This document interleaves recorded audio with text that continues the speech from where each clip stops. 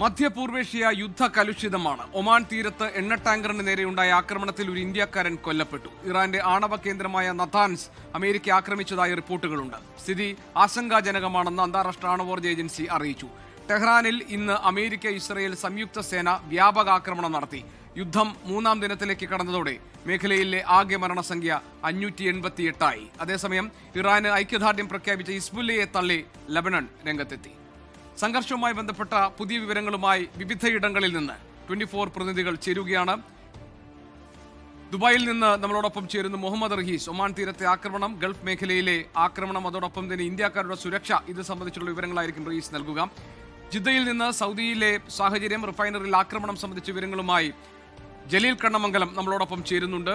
International news ഡെസ്കിൽ നിന്ന് ഏറ്റവും പുതിയ റിപ്പോർട്ടുകൾ, അതോടൊപ്പം ഹിസ്ബുല്ലയുടെ നിരോധനം, ആണവാക്രമണം ഉണ്ടായി എന്ന ഇറാന്റെ പരാതി, IAEAയുടെ പ്രതികരണം, ഇതടക്കമുള്ള ഏറ്റവും പുതിയ വിവരങ്ങളുമായി സരുണെ ജോസ് ഇന്റർനാഷണൽ ഡെസ്കിൽ നിന്നുണ്ടാകും. ഒപ്പം തന്നെ സാഹചര്യങ്ങൾ ഇന്ത്യ എങ്ങനെ നിരീക്ഷിക്കുന്നു, ഏത് തരത്തിലായിരിക്കും രാജ്യത്തിന്റെ ഇടപെടൽ, ഇതിന്റെ വിശദാംശങ്ങളുമായി ഡൽഹിയിൽ നിന്ന് ബൽറാം നെടുങ്ങാടിയും നമ്മളോടൊപ്പം ഉണ്ടാകും. ആദ്യം പോകേണ്ടത് മുഹമ്മദ് റഹീസിലേക്കാണ്. റഹീസ്, ഇപ്പോൾ ഇന്ന് ആശങ്ക ഉയർത്തുന്ന തരത്തിലുള്ള ചില വിവരങ്ങൾ ഗൾഫ് മേഖലയിൽ നിന്ന് വരുന്നു. അതിലിപ്പോൾ ഒമാൻ തീരത്ത് എണ്ണ ടാങ്കറിന് നേരെയുള്ള ആക്രമണത്തിൽ ഒരു ഇന്ത്യക്കാരൻ മരിച്ചു എന്നുള്ളതാണ്. മരണസംഖ്യ കൂടുകയാണ്. ഗൾഫ് മേഖലയിൽ ഇതുവരെ ഇറാൻ പറഞ്ഞിരുന്നത് പ്രത്യാക്രമണം അമേരിക്കൻ സൈനിക കേന്ദ്രങ്ങൾ ലക്ഷ്യമിട്ടാണ് എന്നായിരുന്നുവെങ്കിൽ അങ്ങനെയല്ല, അതിന് പുറത്തേക്കും ആക്രമണം എത്തുകയാണ്. ഗൾഫ് മേഖലയിലെ സ്ഥിതിഗതികൾ എങ്ങനെയാണ് ഗൾഫ് രാജ്യങ്ങൾ ഈ സാഹചര്യങ്ങളെ കാണുന്നതും വിലയിരുത്തുന്നതും? ഇതിൽ ഒരു സംയുക്ത പ്രസ്താവന അമേരിക്കയുമായി ചേർന്ന് പുറത്തിറക്കുന്നുണ്ട്. അതിന്റെ വിശദാംശങ്ങൾ കൂടി. GK, ഇന്ന് ഏറ്റവും കൂടുതൽ ഒരു ആശങ്ക ഉണ്ടാക്കുന്നത് മസ്കറ്റിൽ ഉണ്ടായ ഈ ഒരു ആക്രമണമാണ്. മസ്കറ്റ് ഗവൺമെന്റ് തീരത്തു നിന്നും ഒരു എണ്ണ ടാങ്കറിനെ ലക്ഷ്യമിട്ട് നടത്തിയ ആക്രമണത്തിൽ ഒരു ഇന്ത്യക്കാരൻ മരിച്ചതാണ് ഏറ്റവും പ്രധാനപ്പെട്ട വിവരമായി ഇന്ന് പുറത്തു വരുന്നത്. അത് ഏറ്റവും ആശങ്ക ഉണ്ടാക്കുന്ന കാര്യവും അത് തന്നെയാണ്. ഏതാണ്ട് 52 നോട്ടിക്കൽ മൈൽ അകലെ എണ്ണ ടാങ്കർ MKD വിയോമീനെ ആളില്ല boat ആക്രമിച്ചതായിട്ടാണ് maritime security centre report ചെയ്യുന്നത്. 52 നോട്ടിക്കൽ മൈൽ അകലെയാണ് അപകടമുണ്ടായത്. ആക്രമണത്തിന്റെ ഫലമായി എഞ്ചിൻ റൂമിൽ തീപിടിക്കുകയും ഒപ്പം തന്നെ സ്ഫോടനം ഉണ്ടാവുകയും ചെയ്തു. ഒരു ക്രൂ അംഗം മരിച്ചു, അത് ഇന്ത്യക്കാരനാണ്. ശേഷിക്കുന്ന 21 ക്രൂ അംഗങ്ങളെ രക്ഷപ്പെടുത്തി എന്നാണ്, ഈ രീതിയിൽ തന്നെയാണ് ഒമാന്റെ ഒരു പ്രതികരണം ഇക്കാര്യത്തിൽ വന്നിരിക്കുന്നത്. അപ്പോൾ അവിടെ ഉണ്ടായ ഒരു മരണം, അത് പ്രത്യേകിച്ച് ഇന്ത്യക്കാരൻ കൂടി മരിച്ചത് വളരെയധികം ആശങ്കയും ദുഃഖവും ഉണ്ടാക്കുന്ന വിവരമായിട്ടാണ് പുറത്തു വരുന്നത്.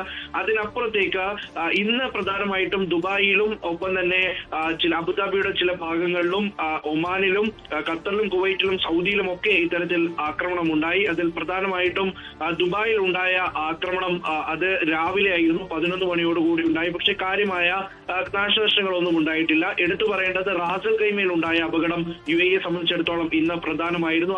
ആക്രമണത്തിൽ ഉണ്ടായ അപകടത്തിൽ ചെറിയ തോതിലുള്ള കേടുപാടുകളൊക്കെയും സംഭവിച്ചു. അപ്പോൾ പ്രധാനമായിട്ടും ആക്രമണം ഉണ്ടായി എന്നതിനെ സംബന്ധിച്ചിടത്തോളം വിവരങ്ങൾ അത് UAE സംബന്ധിച്ച് ഇന്ന് വലിയ ആശങ്ക ഉണ്ടാക്കുന്ന വിവരങ്ങളല്ലായിരുന്നു. റാസൽ ഖൈമയിലെ വിവരങ്ങൾ മാത്രമായിരുന്നു ആക്രമണവുമായി ബന്ധപ്പെട്ട് പ്രധാനപ്പെട്ട നിന്നത്. പക്ഷെ അതിനപ്പുറത്തേക്ക് ഒമാനിലാണ് പ്രധാനമായും ഈ ഒരു മരണം ഉണ്ടാവുകയും അത് വലിയ തോതിൽ പ്രത്യേകിച്ച് ഇന്ത്യക്കാർക്ക് സങ്കടവും ആശങ്കയും ഒക്കെ ഉണ്ടാക്കുന്ന രീതിയിലേക്ക് മാറിയത്. അതിനപ്പുറത്തേക്ക് ഈ സംയുക്തമായിട്ടുള്ള ഒരു പ്രസ്താവന പുറത്തു വരുമ്പോൾ അതിൽ ഒമാൻ ഒപ്പിട്ടിട്ടില്ല എന്നുള്ളതാണ്. അതായത് ആക്രമണത്തെ ശക്തമായി അപലപിക്കുന്നു, ഇത് ഒരു തരത്തിലും നീതീകരിക്കാൻ കഴിയില്ല, ശക്തമായ ഒരു തിരിച്ചടി നൽകേണ്ടിയിരിക്കുന്നു എന്നുള്ള തരത്തിലേക്കുള്ള ഒരു പ്രസ്താവനയാണ് ഉണ്ടായിരിക്കുന്നത്. ഇന്നലെ GCC രാജ്യങ്ങൾ നടത്തിയ യോഗത്തിന് ശേഷം സമാനമായ തരത്തിൽ തന്നെയായിരുന്നു പ്രതികരണം വന്നത്. അതൊന്നുകൂടി കടുപ്പിച്ച് അമേരിക്കയുമായി ചേർന്ന് ഒരു പ്രസ്താവന ഇറക്കിയിരിക്കുന്നു എന്നുള്ളതാണ്. അതിലെ ചില വാക്കുകൾക്ക് കടുപ്പം കൂടിയിട്ടുണ്ട് എന്നതിനപ്പുറത്തേക്ക് ഏതെങ്കിലും തരത്തിൽ മറ്റൊരു രീതിയിലേക്ക് ഗൾഫ് രാജ്യങ്ങൾ ഇപ്പോഴും ചിന്തിക്കുന്നു എന്ന് പറയാൻ കഴിയില്ല. അത് സ്വാഭാവികമായിട്ടും ഈ പറയുന്ന പല രാജ്യങ്ങളും യുദ്ധം എന്ന ഒന്ന് ആഗ്രഹിക്കുന്നതല്ല, മറിച്ച് ഏതെങ്കിലും നിലയ്ക്ക് സമാധാനം ഉണ്ടാകട്ടെ എന്ന് പ്രതീക്ഷിച്ച് വീണ്ടും വീണ്ടും കാത്തിരിക്കുന്നു എന്ന നിലയിലേക്കാണ് കാര്യങ്ങളെ വീക്ഷിക്കപ്പെടുന്നത്. അതിൽ സൗദി അറേബ്യ മാത്രമാകും ഒരുപക്ഷെ ഒരു കടുത്ത നിലപാടിലേക്ക് കൂടുതൽ ഒരു ശക്തമായ തലത്തിലേക്കൊക്കെയും ഒരു തീരുമാനമെടുക്കുന്നത് അല്ലെങ്കിൽ ഒരു പ്രസ്താവനയെങ്കിലും പുറത്തെടുക്കുക സൗദി മാത്രമാകും. അപ്പോൾ ആ നിലയ്ക്ക് ഗൾഫ് രാജ്യങ്ങൾ ഒന്നാകെ ഈ ഒരു 2-3 ദിവസം കൂടി ഈ ആക്രമണത്തിനെ അല്ലെങ്കിൽ അതിനെ ചെറുത്തു നിൽക്കാനുള്ള ഒരു നയമാണ് സ്വീകരിച്ചു പോകുന്നത് എന്ന് പൊതുവെ വിലയിരുത്തേണ്ടി വരും. ആകെ നോക്കിക്കഴിഞ്ഞാൽ ആദ്യ ദിവസം ഉണ്ടായ അത്രയും ആക്രമണം ഈ നിലയ്ക്ക് UAE സംബന്ധിച്ചിടത്തോളം ഉണ്ടായിട്ടില്ല. ഒമാനെ സംബന്ധിച്ചിടത്തോളം അത് ഇന്നലെ ഉണ്ടായ ആക്രമണവും പ്രധാനമാണ്, ഇന്നുണ്ടായതും പ്രധാനമാണ്. ഇറാൻ നടത്തുന്ന ആക്രമണങ്ങളൊക്കെയും ഇത്തരത്തിൽ പ്രധാനപ്പെട്ട കേന്ദ്രങ്ങളെ, തുറമുഖങ്ങളെ കേന്ദ്രീകരിച്ച്, ഒപ്പം തന്നെ നേരത്തെ വിമാനത്താവളങ്ങളുടെ അടുത്തായി ഊർജ സംഭരണികളെ കേന്ദ്രീകരിച്ച് അങ്ങനെയുള്ള കേന്ദ്രങ്ങളൊക്കെയും ലക്ഷ്യമിട്ട്, അപ്പോൾ ആ നിലയ്ക്കൊക്കെ അപകടം ഉണ്ടാകുമ്പോൾ സ്വാഭാവികമായിട്ടും എല്ലാ രാജ്യങ്ങൾക്കും അവരുടെ ഒരു നിലപാട് കടുപ്പിക്കേണ്ടി വരും. അത് കുറച്ചുകൂടി വ്യക്തമായി പറയേണ്ടിയും വരും. അപ്പോൾ ആ നിലയിലേക്കാണ് സത്യത്തിൽ ഗൾഫിലെ ഓരോ രാജ്യങ്ങളും മാറിയിരിക്കുന്നത്. അതിലൊരു ഒറ്റതിരിഞ്ഞുള്ള പ്രസ്താവനകൾ ആദ്യം മുതൽ തന്നെ വന്നിട്ടുണ്ടായിരുന്നില്ല. ആക്രമണത്തെ അപലപിക്കുന്ന തരത്തിലും ഒപ്പം തന്നെ തങ്ങളുടെ പരമാധികാരത്തിനെ ബാധിക്കുന്ന തരത്തിലേക്കാണ് ഇറാന്റെ പോക്ക്, അത് ശരിയല്ല എന്ന നിലയിലും ഒക്കെയുള്ള പ്രസ്താവനകളായിരുന്നു. ഇന്നതൊരു സംയുക്ത പ്രസ്താവനയായിട്ട് മാറുമ്പോഴും കൂടുതലായി ആളുകളുടെ ജീവന് സംരക്ഷണം നൽകുന്ന തരത്തിലേക്ക് അവിടുത്തെ രീതികൾ മാറ്റുന്നതിൽ, അവിടുത്തെ ഒരു പ്രവർത്തനങ്ങൾ മാറ്റുന്നതിലേക്കൊക്കെയാണ് രാജ്യങ്ങൾ കൂടുതൽ കോൺസെൻട്രേറ്റ് ചെയ്തത്. ആ നിലയ്ക്കാണ് ഇടപെടുന്നത്.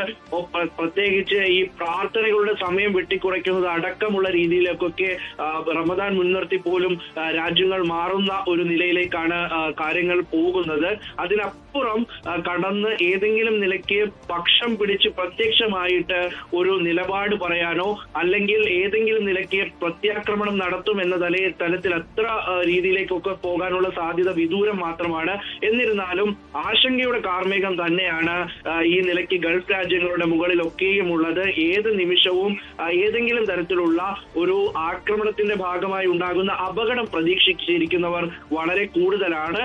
പക്ഷേ UAE-യിൽ നിന്നുകൊണ്ട് പറയുമ്പോൾ അത് കഴിഞ്ഞ 2 ദിവസമായി താരതമ്യേന കുറവാണെന്ന് പറയേണ്ടി വരും. പക്ഷേ ഒമാനിലേക്കും പ്രത്യേകിച്ച് ബഹ്റൈനിലും ഒക്കെ പോകുമ്പോഴേക്കും അത് വളരെ കൂടുതലാണ് എന്നുകൂടി ഇപ്പോൾ മുഹമ്മദ് റഹീസ് ആണ് വിവരങ്ങൾ നൽകിയത്. ലോകത്തെവിടെയായാലും ഏത് സമയത്തും 24 വാർത്തകളും ഓഗ്മെന്റഡ് റിയാലിറ്റി പാക്കേജുകളും എക്സ്പ്ലെയിനറുകളും വിശദമായി കാണാൻ ഞങ്ങളുടെ YouTube ചാനൽ നിങ്ങൾക്ക് സബ്സ്ക്രൈബ് ചെയ്യാം.